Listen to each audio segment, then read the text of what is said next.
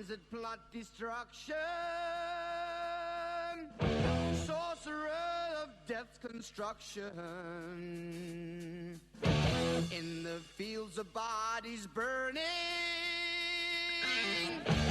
as the war machine keeps turning, death and hatred to mankind, poisoning their brainwashed mind. Welcome to the Anarchist World This Week, broadcast across Australia on the National Community Radio Satellite. Listen to the Anarchist World This Week, Australia's sacred cow slaughterhouse. Listen to analysis of local, national, international events. Listen to analysis you'll never hear anywhere else.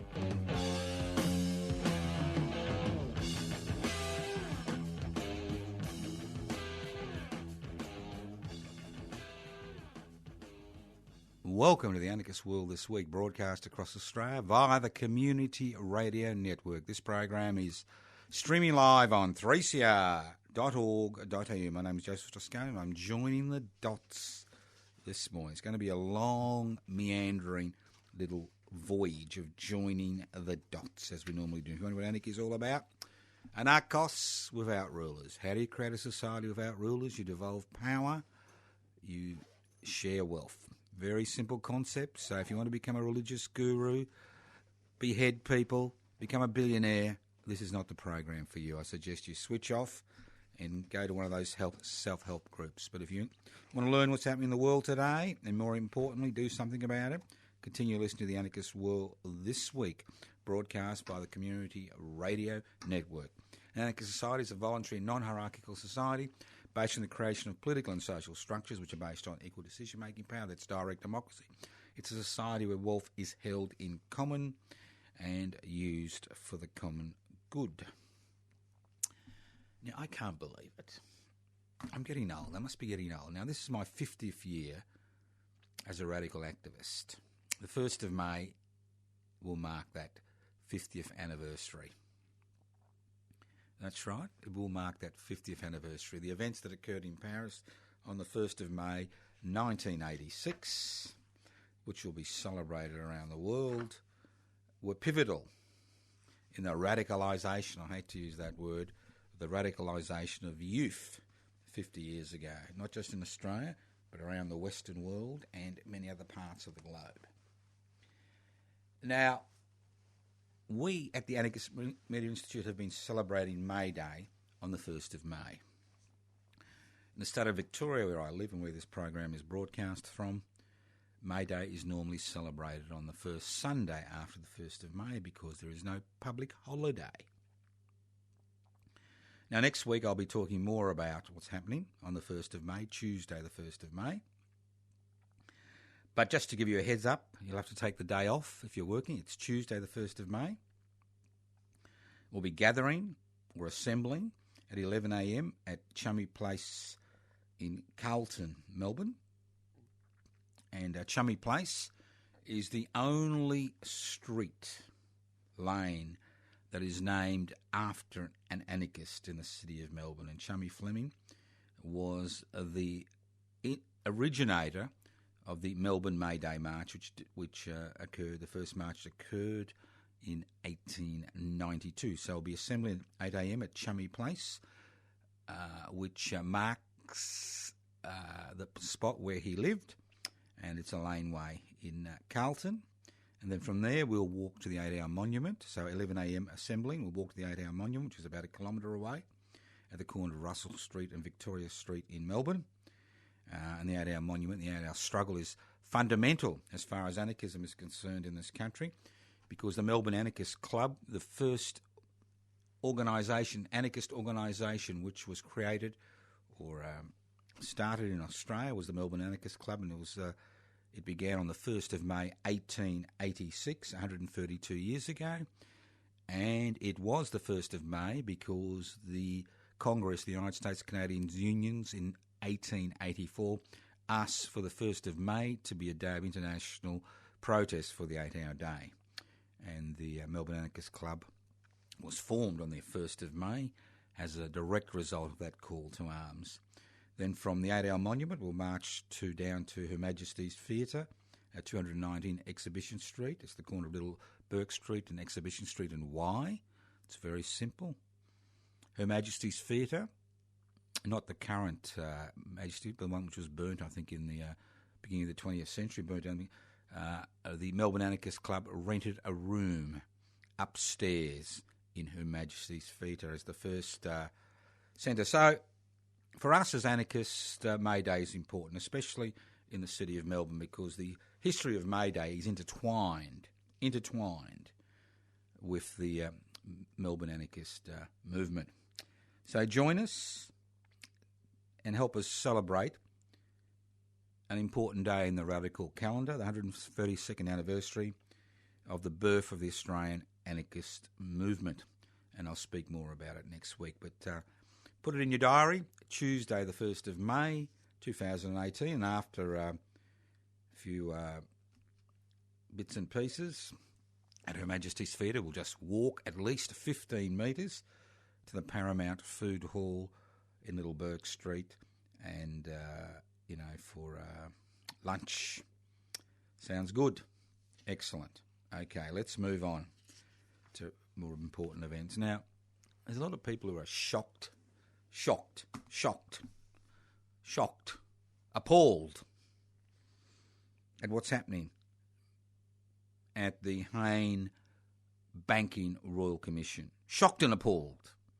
Everywhere people are shocked and appalled, except obviously the myopic editorial staff in the Murdoch media, especially Melbourne's Herald Sun, as we're told, the Australia's most read newspaper, as far as they're concerned. You tuck it away somewhere in the business sector. I mean, the front page was some shit about some pathetic drug gang being raided. You know, it's the front page, not about people who've been rorting,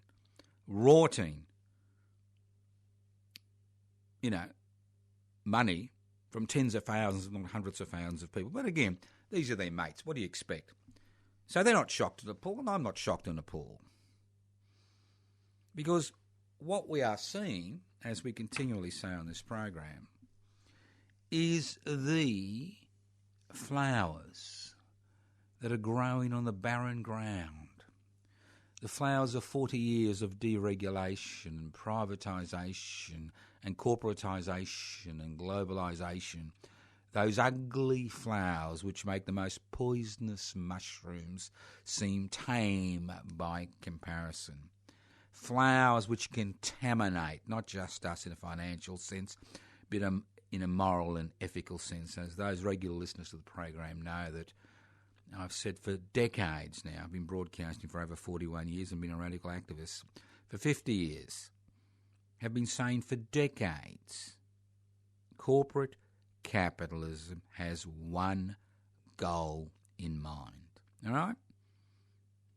And the one goal in mind is to maximise profits for their major shareholders, irrespective of the human, social, environmental and national costs. That is the essence, that is the soul, that is the heartbeat of corporate capitalism. And all these people who are, bashing themselves around saying, how could it happen? How could it happen in the land of milk and honey? How could we have so much fraudulent, corrupt, criminal behaviour in the banking and financial sector? How could it happen? Well, boys and girls, join the dots. Join the dots.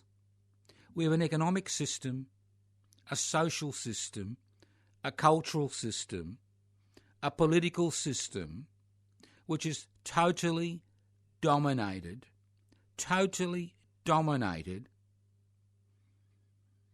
by corporate capitalism, whose only function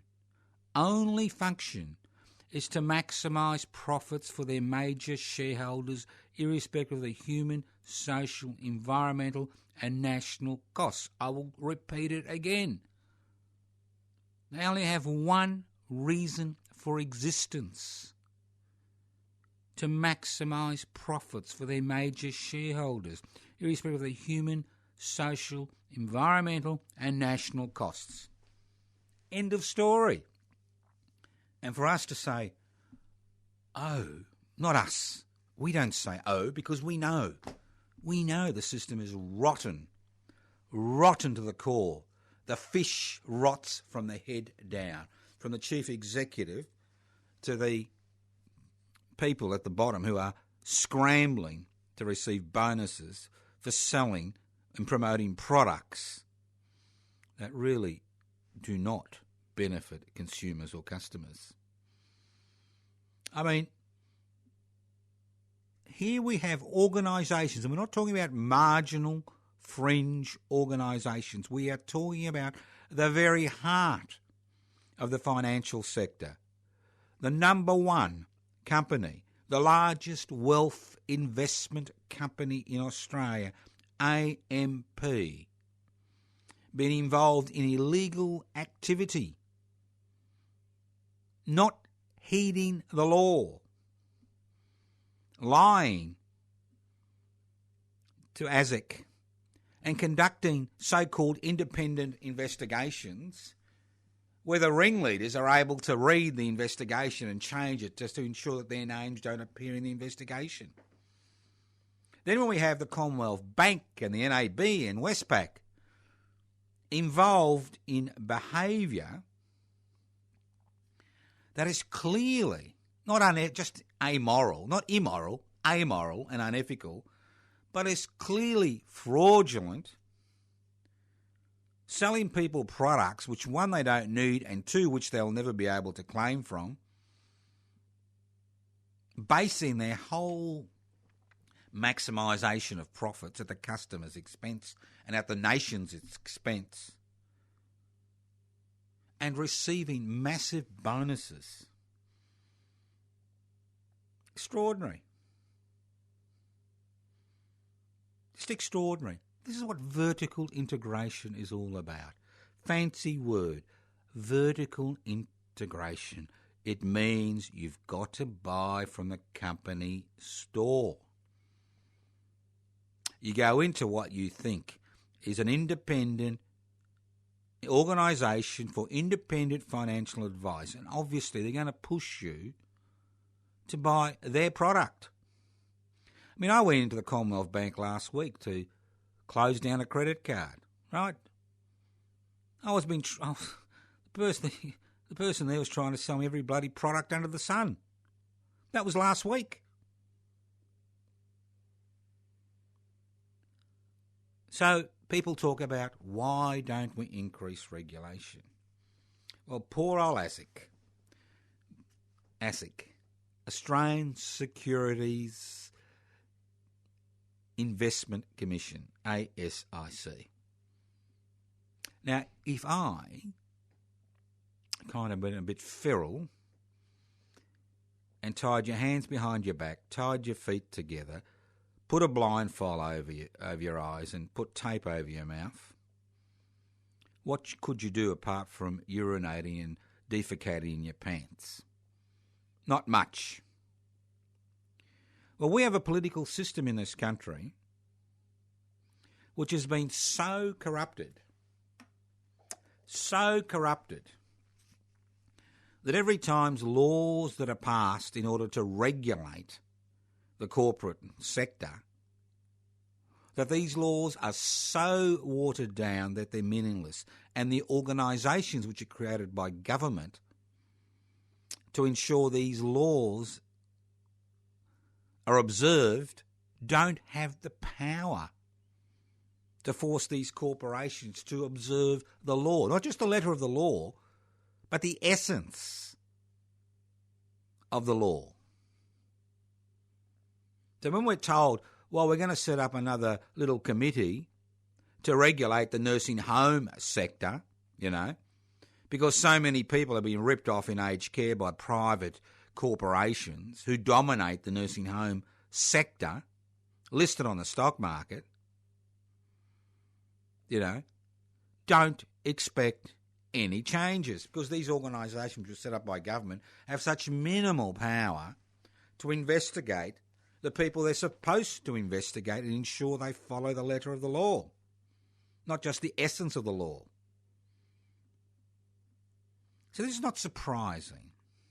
This is something I've been talking about for decades. It's something that many, many radicals across this country have been talking about for generations. That if you allow the corporate sector to regulate itself, if you give away public assets to the corporate sector or sell them at a pittance to the corporate sector, if you allow corporations to get so big they determine government policy on issues surrounding them and other issues, if you allow them to work on a global scale, what do you expect? And what's fascinating about the current Royal Commission, the Liberal National Government fought tooth and nail to ensure there wasn't a Royal Commission. Tooth and nail. And when they were finally forced to call a Royal Commission to the banking and investment sector, its terms of references were so limited and the time it had is so limited to look at this situation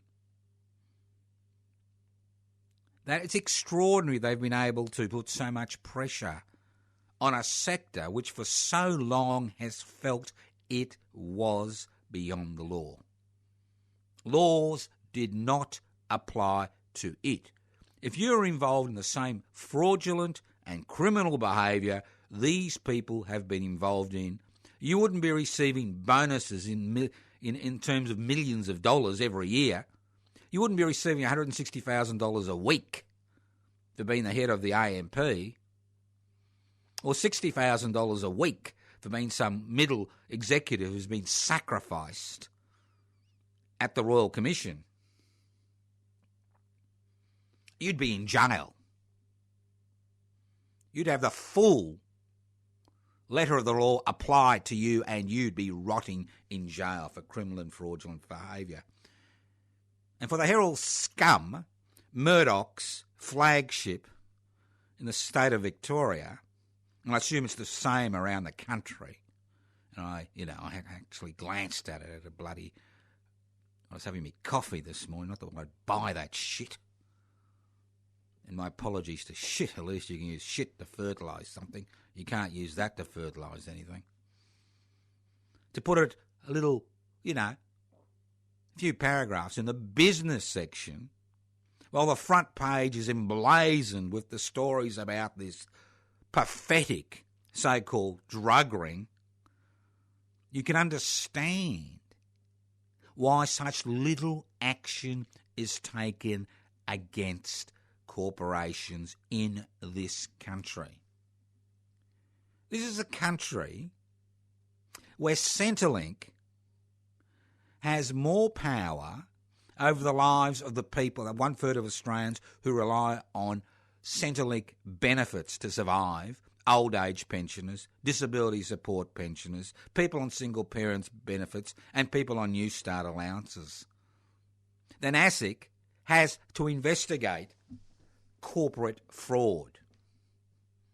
And every day there are stories, about, pensioners and people on New Start allowances ripping off the system, when we know that every day in every city, in every town in this country, where there is a financial institution, where there is a major bank, that these people are ripping people off and breaking the law with impunity.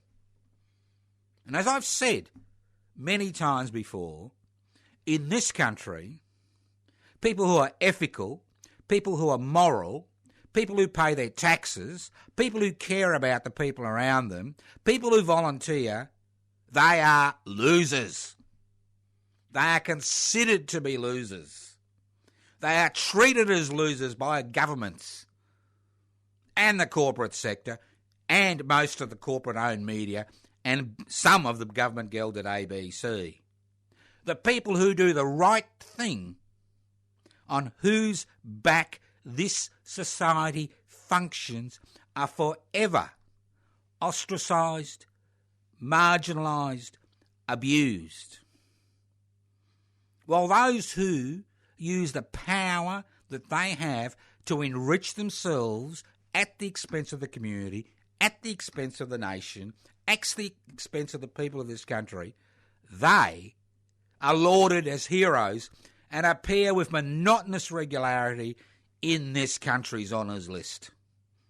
And their political mates who ensure that this fraudulent criminal behaviour continues ad nauseum also feature prominently in the honours list every year. Prominently. And all those media hacks who keep the system oiled and ticking over, and all those trolls who try to bring down people who are trying to do something, all in partnership. Gutless wonders. Now, I can continue this barrage for the next 50 minutes, but I'm not going to, because we do have options. We still have options in this country. We still have the ability to exercise a little bit of power. A little bit. Not much, but a little bit. And I'm not talking about taking legal action and playing their game,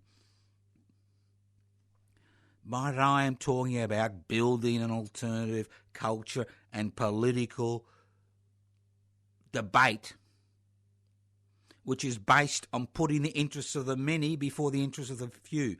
Public interests before corporate interests. And for 3 years,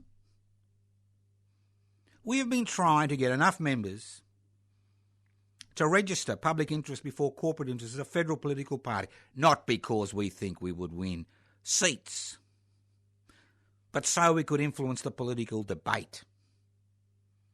Because people like us are ostracised, marginalised. You don't hear about us in the corporate-owned media except to be abused, except to be marginalised. So I am asking you today, if you are not a member of public interest before corporate interest, especially if you're on the electoral roll, to become a member. It's very simple. Very simple. And it'll cause a little bit of fear. A little bit of fear in the corporate sector. A little bit of fear amongst their political buddies, because we are uncorruptible. And you can join PIBC by downloading the application form from PIBC, pibci.net. Ain't got a computer?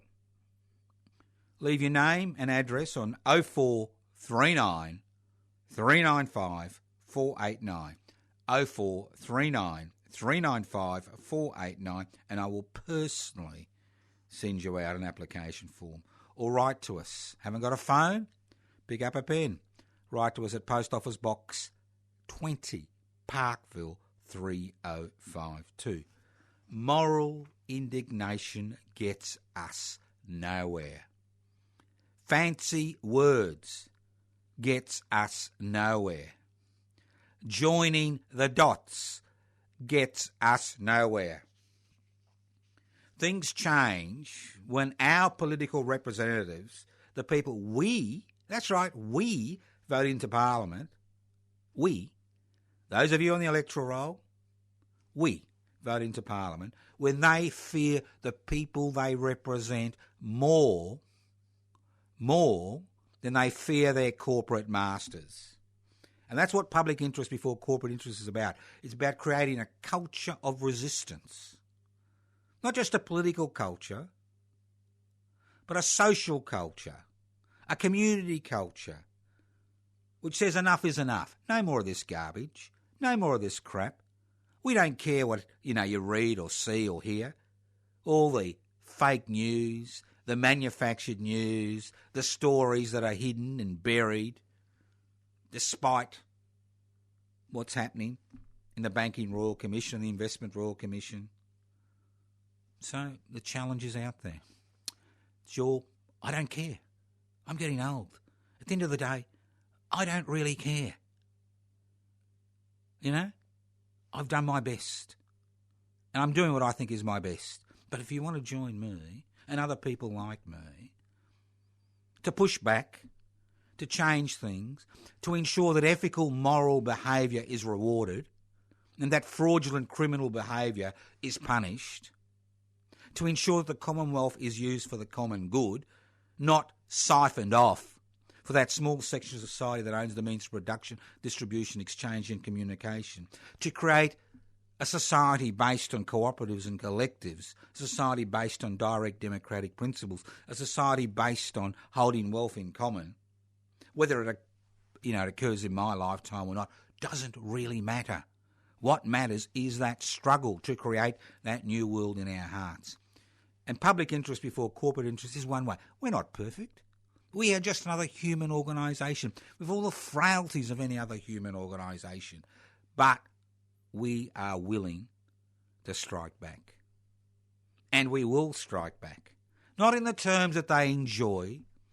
They enjoy people striking back with violence. They enjoy violence. Violence is their calling card. They love violence. It gives them the respectability they need. Because people say, oh, look at this violence. We need these people to protect us from scum like public interest before corporate interests. Well, I hate to disappoint people in authority. We act totally, legally, non-violently. That is our great power. That is the essence of our power. The fact that we are willing to stand up non-violently and say, enough is enough. No more. Change the laws. And how do you create a society? Let's forget about the revolutionary fervour. How do you create a society where the corporate sector takes responsibility? It's simple, and nobody talks about it. You create a mixed economy within a capitalist framework. What that means is, for every major private institution, you have a public institution. So you have real competition in the marketplace. When did the banking sector go haywire? When the Commonwealth Bank was privatised by the Labor government, by the Hawke-Keating axis. When it was privatised, that little control government had over the private sector in the banking sector disappeared, and they did what they liked. And what we are seeing today in the Royal Commission is just the lid being slightly opened on that festering, ugly scene. And it infects everybody from the top down in the sector. The bonus system in a vertically integrated industry ensures that this type of behaviour becomes commonplace, where the customer is basically nothing more than a cash cow. Listen to The Anarchist World this week, broadcast across Australia via the Community Radio Network. This program is streaming live on 3cr.org.au. The program is podcast. You can access the podcast by going to 3cr.org.au. The fifth column in our society. You excited? You excited by the gig economy? Oh, you a Uber driver? B&B? Deliveroo? Foodorama? Whatever you are? Excited by the gig economy? Well, welcome to the early 18th century, when Mr. Owen in the 1830s built model factories because of the widespread exploitation of men, women and children during the Industrial Revolution. And for the next 200 years, or almost 200 years, tens of millions of men, women and children have been involved in political, industrial, community struggles to ensure that everybody had access to the basic necessities of life and that everybody who worked was rewarded for the effort they made, not just CEOs of corporations and their underlings. The gig economy, back to the 18th century. Everybody's an individual contractor. You're all individual contractors. They make the profit. You provide the labour. You do everything. You pay your super. You don't have sick pay or holiday pay or load leaving. And if it's raining, hailing, it doesn't matter. You don't work, you don't earn.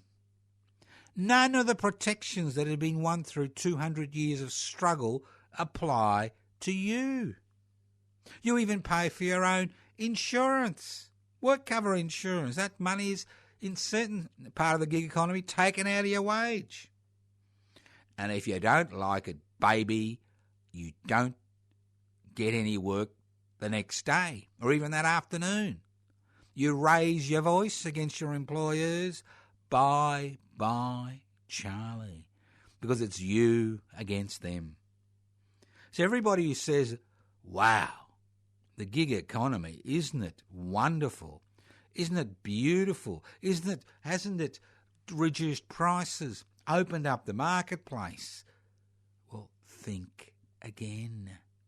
The gig economy is illusory. It's a myth.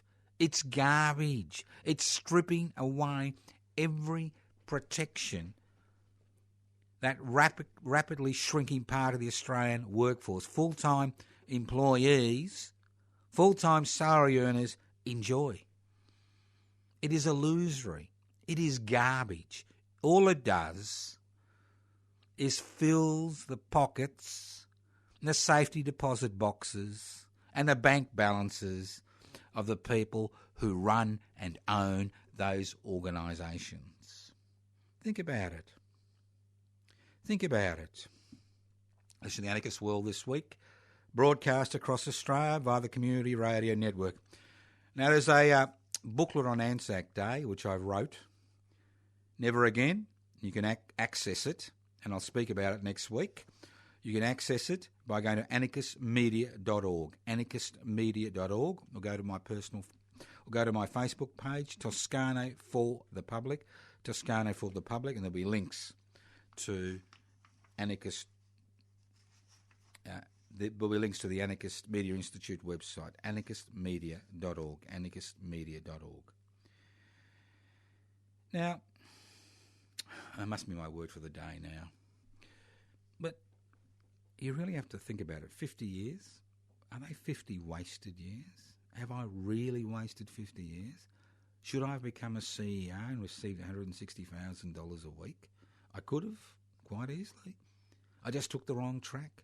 Radicalised by the events of the 1st of May 1968. Believed that a new world was possible. Believed that change was possible. Believed that direct democracy was achievable. Believed that each and every human being should have the same rights. Took the wrong turn in my life, didn't I? Took the wrong turn. I could be sunbaking on my yacht, have the mistress down in the cabin downstairs or the boy in the other cabin. Be counting me money. Enjoying myself. But here I am, in a little room, talking to you about everything and nothing in particular. Encourage you to become active. Encouraging you to join public interest before corporate interests. Encouraging you to fight back in a peaceful, non-violent manner. They love violence. They love it. They feed on it. It's their coal. They enjoy it. That's why they have agent provocateurs that go around pretending to be, radical activists and basically, working for the state. But that's another story. Let's move on.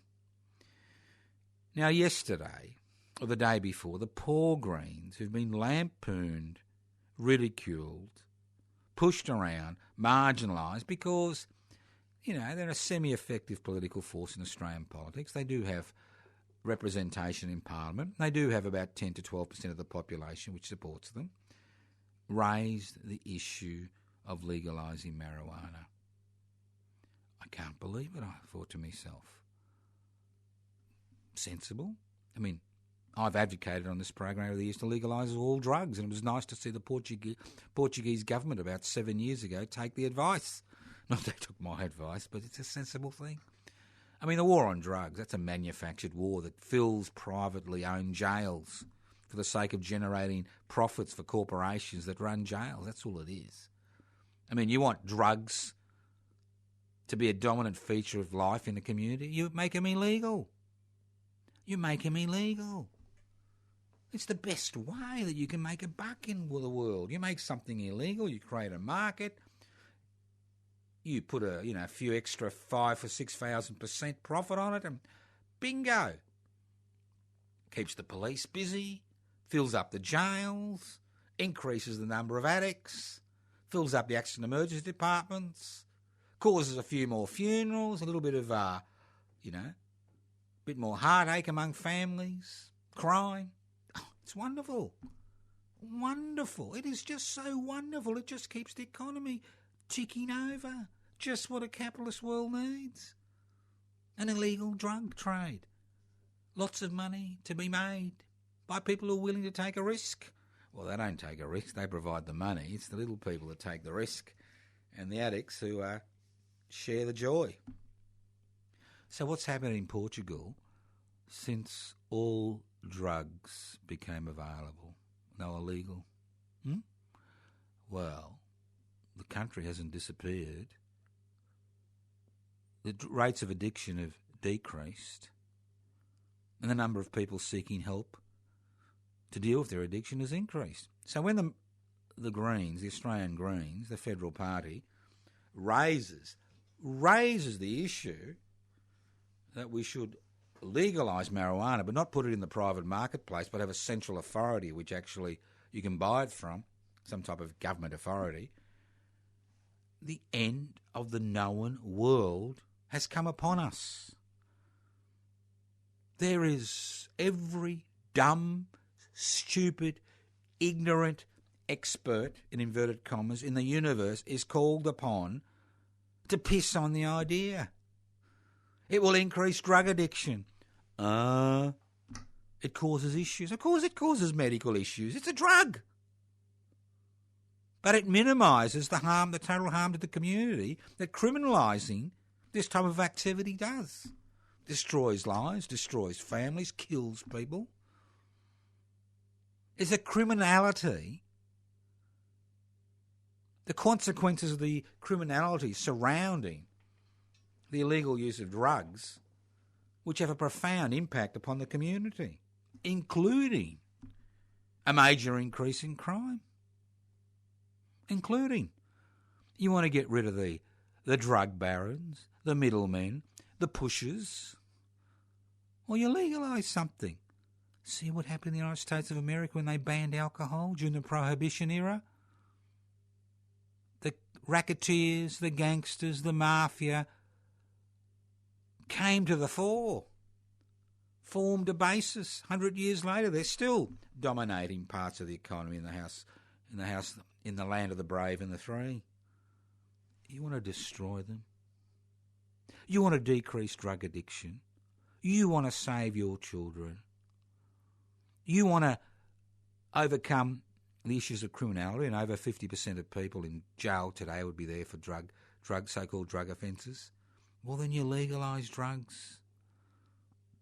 You put in regulations. You regulate it. You treat it as, if they've got an addiction issue, you treat it as a medical problem. Think about it. And that's the trouble, see. New idea is raised. Over 30 countries in the world have now legalised the use of marijuana. Many states in the United States of America legalised the use of marijuana because they have citizens-initiated referendums in some states of America where the citizens determine policy, not just the government of the day. And that's something we'll talk about later on, another day. Something I've talked about in the past. So it's just extraordinary, the reaction. Just extraordinary. You know, what you try to do is you kill the debate with moral indignation, whether it's moral indignation, social media, Twitter, whatever, it's moral indignation. You know, the pack raises its hackles and goes for the kill. The pack, the mob, they don't care. They're just the scent. It's the hunt. The person with the new idea. The person who introduces a new concept. The person who wants to change the status quo becomes the enemy. No rational debate occurs. None. Minimal rational debate. Drowned out by the mob. We see it every day in social media. Every day. So, Greens haven't gone far enough. Decriminalise, legalise all drugs. End of story. Get rid of the criminal element of it. Get rid of criminality. Make it a health issue, medical issue. Deal with the problems which occur because it's a health issue. Empty the jails. Decrease the police force. Increase community security. Think about it. Even an idiot could work that one out. Join the dots. Join the dots. Think logically. Logically. Now, poor old President Groper, the pussy groper. Poor old President Groper. Morally unfit. Really, Mr. Comey, former head of the FBI, you got a book to peddle. Fair enough. Morally unfit. He was elected by the American people. He was elected by the 48% of the American people who voted for the president. I mean, who voted. And about 24% voted for him. They love him. He's their incarnation. He is them. Not all Americans, but he's a reflection of a majority of people who voted for him, for his ideas. A billionaire. Gets rid of dev duties. Increases profitabilities for his mates. But morally unfit. Mr. Comey thinks he's morally unfit. A laughingstock, yes. Morally unfit. Who knows? Who cares? It's their problem. But it's also our problem because he's got his finger on all these little buttons. But I think the military-industrial complex have now got him in hand. And he's understood that if you want to keep the money dribbling through into the economy, you know, you need your wars. You need them. You need them. You need to send your soldiers out to be sacrificed on the killing fields. You need it. Poor old President Groper. Lampooned, laughed at, laughingstock, morally unfit. President of the United States of America says a lot of things about the land of the brave and the free. That's all I can say, and all I can say for all those reformists and radicals and people who care in the United States of America, and there are tens of millions of them. This is their opportunity to strike back, to organise, to protest, to ensure the disease, the virulent disease, which has consumed and enveloped the United States of America, is eradicated. It's a great wake-up call for the world because it's not just in the US of A, Poland, Hungary, France, England, Austria, you name it. We have people who love to point their finger at the other in positions of authority, passing legislation like we do to keep people indefinitely detained on Nauru and Manus Island for the heinous crime of seeking asylum. And when you know that most of them meet that criteria, they are asylum seekers, they've been, ticked off as asylum seekers, you begin to understand. And talking about that, my congratulations. My congratulations to the new Chief of the Defence Forces of Australia, Lieutenant General Angus Campbell, Abbott's boy. The man who in 2013 oversaw sovereign borders. And what does he say? Well, he says it's my job to obey the orders of the government of the day. I will do what I am told. I will follow orders, irrespective of whether those orders override people's basic human rights. And let's not forget, the Nuremberg Convention, which tried Nazi war criminals after World War II, the Nuremberg Convention, which came out of those trials, clearly stated that the individual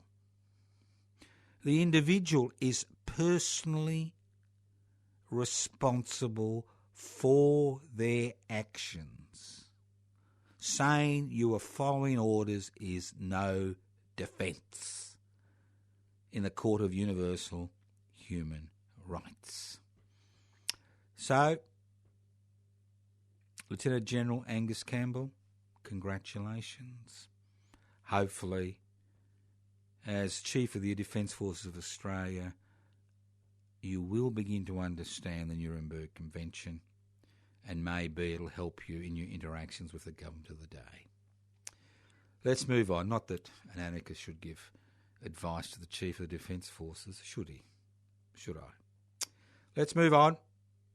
Climate change. Now, I know there are still people who think it's a hoax. That's right, it's a hoax. Although 99.9% of the scientific community think it's real, and maybe 99% of the human community think it's to a significant degree due to human activity on planet Earth. So for all those people who still think climate change is a hoax and really cannot get their heads around the figures and think it's all a conspiracy, I'd just like to go through the Joe Toscano theory of climate change. A very simple theory that even I can come up with and understand. Now, I'm sure most of the listeners to the program believe that the Earth is round and we have a stratosphere, an atmosphere around Earth. Okay? Simple concept, isn't it? We live on planet Earth. We are alone. We don't have enough spaceships that are fancy enough to take us to Mars or wherever, to the next galaxy. We don't do time travel. So you've got planet Earth, little piece of molten rock with a heated core, sitting somewhere in the universe, some little forgotten corner of the universe, God's creations forgotten by the Lord herself, with the Earth covered by a little atmosphere, and we're all busily doing things, busily making a profit, busily ripping each other off, busily killing each other because of our different religious beliefs and the different colour of our skin and the different cultural practices. Busily going about our business. So, what's that got to do with climate change, boys and girls? Well, it's very simple. Now, remember those dome gardens that were all the rage about 20 years ago? You'd put a little plastic dome or a glass dome and you had your little garden underneath. Well, let's get a beautiful big dome. Let's say it's about 10 feet high or 3 metres high and 3 metres wide, and there's all these wonderful things under the dome. And then let's get these little mice to live under this dome. Fixed atmosphere, all right? I mean, that's what the Earth is, fixed atmosphere. There's no more or less hydrogen, it's there. Look at the science, you'll work it out. right? Fixed atmosphere under the dome. You've got these little mice. Let's introduce Adam and Eve under the dome. Now, Adam and Eve do what Adam and Eve does best, copulate. All right? Finite resources under the dome. And when they copulate, if they're lucky, if they're fertile, they produce little mice. And then these little mice copulate and they produce little mice. And these more mice copulate and produce more mice. A little bit like the human population, okay? Increases exponentially. Very simple. Finite resources under the glass dome. Finite atmosphere. Nothing can come in from outer space. Okay? Nothing comes in from outer space. What happens over time? The mice eat each other. But more importantly, what happens to the environment? It becomes wasted and soiled. And what happens to the atmosphere? It changes dramatically. It's the same with climate change. It's a very simple concept to understand. Even an idiot like me can understand it. Fixed atmosphere, finite resources, increasing population growth, effect on the atmosphere, changing climate, global warming. Simple. What's the debate? Let's do something about this. You've been listening to The Anarchist World this week, broadcast across Australia via the Community Radio Network. This program has been streaming live, 3cr.org.au. The program is also podcast. So you can listen to the podcast by going to 3cr.org.au. So if your listening time was interrupted, the kiddie had to go to the toilet, you were potty training somebody, the bikie next door, as I said last week, needed a cup of sugar for his meth lab, whatever, the program is podcast. Don't despair. You can access the podcast by going to 3cr.org.au. You're concerned about the logical consequences of deregulation, privatisation, globalisation, corporatisation. You're shocked and appalled by the revelations in the Banking Royal Commission. You want to do something about it? Join PIBC. Public interest before corporate interest. Download the application form from PIBC, PIBCI.net. Don't have a computer? I don't blame you. Leave a message on 0439 395 489. Don't have a phone? Don't blame you. Write to me at Post Office Box 20, Parkville 3052. You're listening to this program? You're a member of Public Interest Before Corporate Interest? Maybe you've got a friend. Talk to them. Maybe they'd like to join. I think it's important. Now, next week we'll be doing two major things. We'll be talking about Anzac Day, as the program falls on Anzac Day, and the true history of Anzac. And we'll also be having, I'll be talking about May Day, the significance of May Day in Australia. So listen into The Anarchist World this week via the Community Radio Network, next week via your local community radio station.